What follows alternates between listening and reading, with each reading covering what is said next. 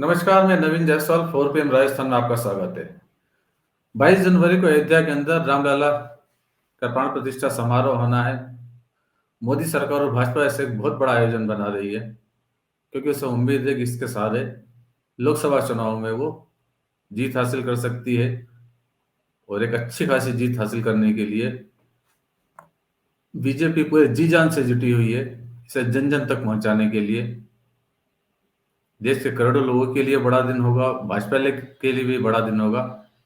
लेकिन 22 जनवरी का दिन राजस्थान के 7 लाख कर्मचारियों के लिए भी बहुत बड़ा दिन होगा, क्योंकि उसी दिन विधानसभा में राजस्थान की नई सरकार पिछले गहलोत सरकार की एक बड़ी योजना के ऊपर अपना रुख साफ करेगी।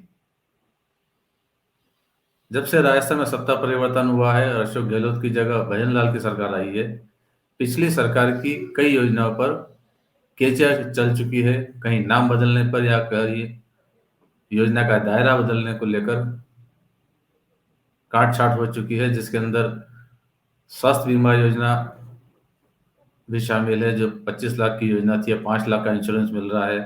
राजीव गांधी इंटर्नशिप प्रोग्राम बंद कर दिया गया, 5,000 युवाओं को बेरोजगार कर दिया गया जो अब धरने पर बैठे हुए हैं जयपुर के अंदर। इंदिरा गांधी रसोई योजना का नाम बदलकर श्री अन्नपूर्णा योजना कर दिया गया। थालियों की संख्या उसमें लिमिटेड कर दी गई, क्योंकि सरकार का तर्क था कि इस योजना में घोटाला हो रहा है और फर्जी थालियां बताई जा रही है। और भी कई योजनाओं के ऊपर आशंकाओं के बादल है, और उसी में एक बड़ी योजना है पिछली अशोक गहलोत सरकार की, वो है ओल्ड पेंशन स्कीम, जिसको लेकर सबसे ज्यादा संशय के बादल है, क्योंकि भाजपा इस मामले को लेकर अभी तक अपना रुख स्पष्ट नहीं किया है कि ओल्ड पेंशन स्कीम राजस्थान में जारी रहेगी या वापस से एनपीएस यानी न्यू पेंशन स्कीम आएगी। अब 19 तारीख से राजस्थान विधानसभा का पहला सत्र शुरू हो रहा है, 16वीं विधानसभा का। और सरकार अब सवालों का जवाब देगी, तो कांग्रेस ने इसकी पूरी तैयारी कर रखी है। ओपीएस को बड़ा मुद्दा बनाने की, उसको लेकर कांग्रेस की तरफ से कई सवाल लगाए गए हैं, जिन पर जवाब विधानसभा में सरकार को देना है। 22 जनवरी को कांग्रेस की तरफ से 4 सवाल लगाए गए हैं ओपीएस को लेकर, और वित्त मंत्री दिया कुमारी को इनका जवाब देना है। इन सवालों के जवाब के बाद यह स्थिति साफ हो जाएगी कि राजस्थान में ओपीएस को लेकर नई सरकार क्या विचार रखती है। कांग्रेस की तरफ से 5 सवाल लगाए गए हैं, इसमें से 4 सवालों का जवाब 22 जनवरी को सवाल लगाए गए हैं और एक सवाल 24 जनवरी को लगाया गया है।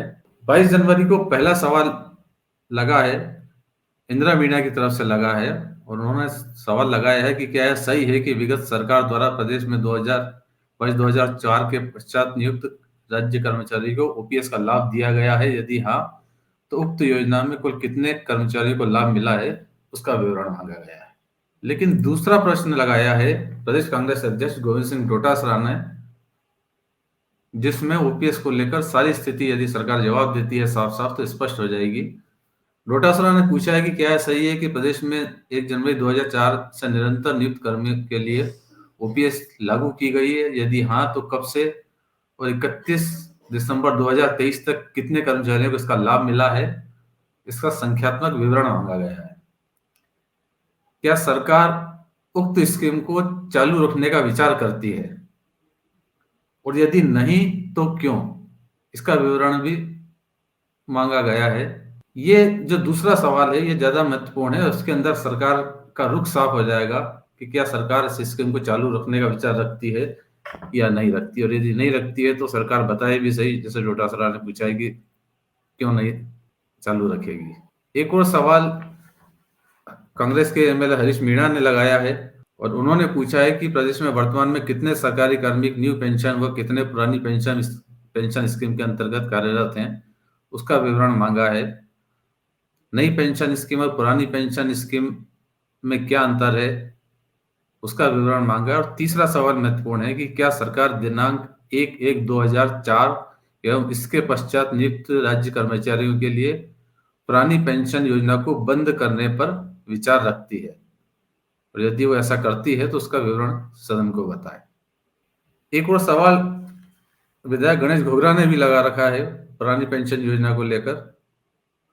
इसमें भी ये पूछा गया क्या सरकार पूर्व सरकार द्वारा राज्य में लागू की गई ओपीएस को लागू करने के लिए संवेदनशील है, यदि हाँ तो कब तक इस योजना को लागू कर दिया जाएगा, और क्या राज्य सरकार कर्मचारियों को केंद्र के समान वेतनमान देने पर विचार रखती है। इस ये 4 सवाल हैं जो 22 जनवरी को पूछे गए हैं। उसके अंदर लगभग हर तरीके से कांग्रेस विधायकों ने सारे सवाल पूछ लिए हैं कि यदि लागू किया जाता है तो क्यों, और नहीं किया जाता है तो क्यों, बंद किया जाता है तो क्यों, सारी जानकारी मांगी गई है।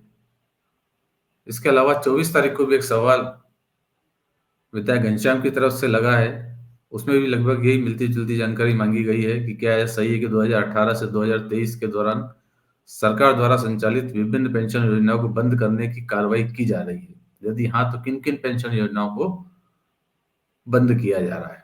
और क्या यह भी सही है कि उक्त समयावधि में सरकारी कर्मचारियों एवं अधिकारियों के लिए प्रदान की गई ओपीएस पेंशन योजना को भी सरकार निरस्त करने का विचार रखती है? यदि हाँ, तो क्यों?